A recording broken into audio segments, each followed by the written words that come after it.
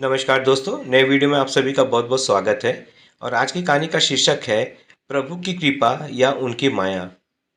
आज फिर कोई काम नहीं मिला। आज फिर खाली हाथ घर जाना होगा। अब तो घर का राशन भी 3-4 दिन का ही बचा हुआ है, लेकिन अन्य खर्चों के लिए तो पैसे रोज चाहिए। फिर बेटे और बेटी के लिए भी तो कुछ नहीं लिया है। पत्नी तो समझ जाएगी, कुछ नहीं कहेगी। आज नहीं तो कल काम मिल जाएगा, बस इतना ही कहेगी। घर का कुछ खर्च तो वो सिलाई करके निकाल लेती है, लेकिन दो बच्चों के कारण सिलाई कम होती है। अपने इसी धुन में सवार होकर बिरजू अपने घर की ओर जा रहा था। शाम के 4 बज गए थे। काम की तलाश में एक हाथ में थैली थी। तभी उसका ध्यान थैली की ओर गया। कुछ मुस्कुराया। काम की तलाश में तो बिरजू रोटी खाना ही भूल गया। चलो घर ही चलकर खाएंगे, यह सोचकर वो फिर चल दिया। चंद कदम ही चला था कि रुक गया। माथे पर कुछ शिकन की लहरें आई। आज फिर खाना नहीं खाया।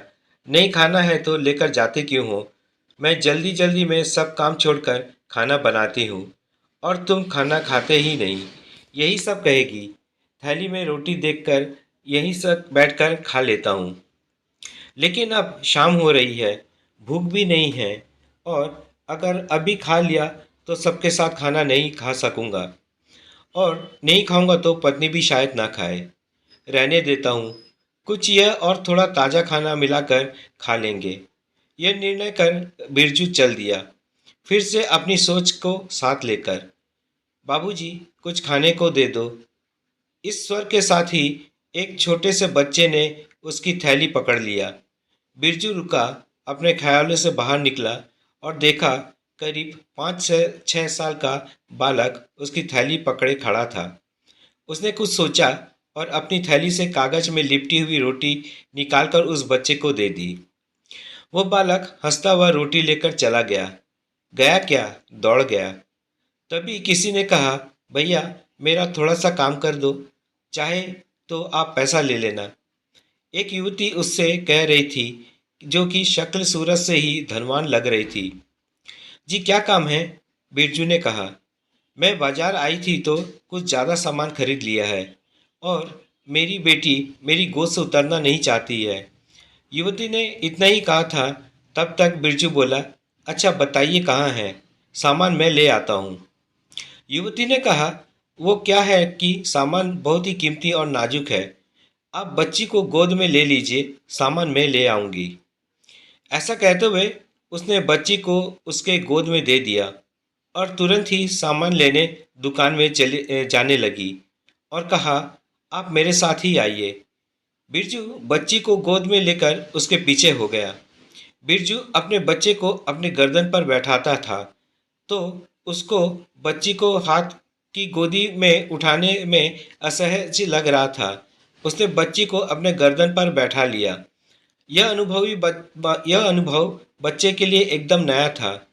बच्ची कुछ पल तो को घबराई, लेकिन जैसे ही बच्ची ने उसके सर को पकड़ा, वह निर्भय हो गई। वह अपने नए अनुभव के साथ बहुत खुश थी। यह देखकर युवती भी मुस्कुराई। अब चूंकि बच्ची बिरजू के गर्दन पर बैठी थी, तो उसके दोनों हाथ खाली थे। अपनी खाली थैली को वो लपेटकर अपने जेब में रख चुका था। उसने कुछ सामान उठाने को पूछा तो युवती मान गई। युवती ने एक सामान का झोला उसे दे दिया, और खुद ने अपने हाथों में एक एक झोला उठाया और दुकान से बाहर को चल दी। वह भी गर्दन पर बच्ची को बिठाए और एक झोला लिए उसके पीछे चल दिया। कोई 10 मिनट चलने के बाद एक मकान के सामने रुकी और घंटी बजाई। कुछ पल में ही एक 15-16 साल की बालिका ने दरवाज़ा खोला।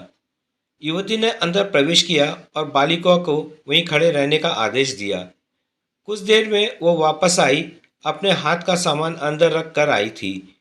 उसने बालिका से उसके हाथ का झोला ले जाने को कहा। उसने वह झोला बालिका को दे दिया। युवती ने अपने बच्चे को उतारने के लिए कहा, लेकिन बच्ची उतरने से मना करने लगी। जब युवती ने बच्ची को डांटा, तब जाकर बड़ी मुश्किल से वो उतरने को तैयार हुई। जब बिरजू ने कहा, मैं कल फिर आऊँगा तुम्हें घुमाने, तो बच्ची जल्दी से उतर गई और घर में चली गई। तब तक बालिका पानी का ग्लास लेकर आई थी। उसने पानी पिया और वहाँ से जाने की आज्ञा चाही।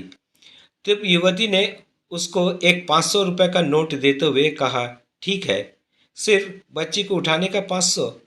वह अचरज में पड़ गया। उसकी इस तरह की प्रतिक्रिया देख युवती ने कहा, तुम रख लो, मैं जानती हूँ तुम क्या सोच रहे हो, लेकिन तुम ये नहीं जानते कि मैं तुम्हें भी पहचानती हूँ। अब वो अवाक हो गया। सिर्फ इतना कहा, कैसे? युवती ने कहा, मैं मेरे सभी कपड़े तुम्हारी पत्नी से ही सिलवाती हूँ, इसलिए मैं कई बार तुम्हारे घर भी आई हूँ और यही कारण था कि सामान नहीं, बच्ची को तुम्हारे सुपुर्द किया था। तुम कैसे हो, क्या हो, सब जानती हूँ। और हाँ, अब कल से तुम यही काम करने आ रहे हो, बच्ची को खिलाना और जो तुम भी कर सको।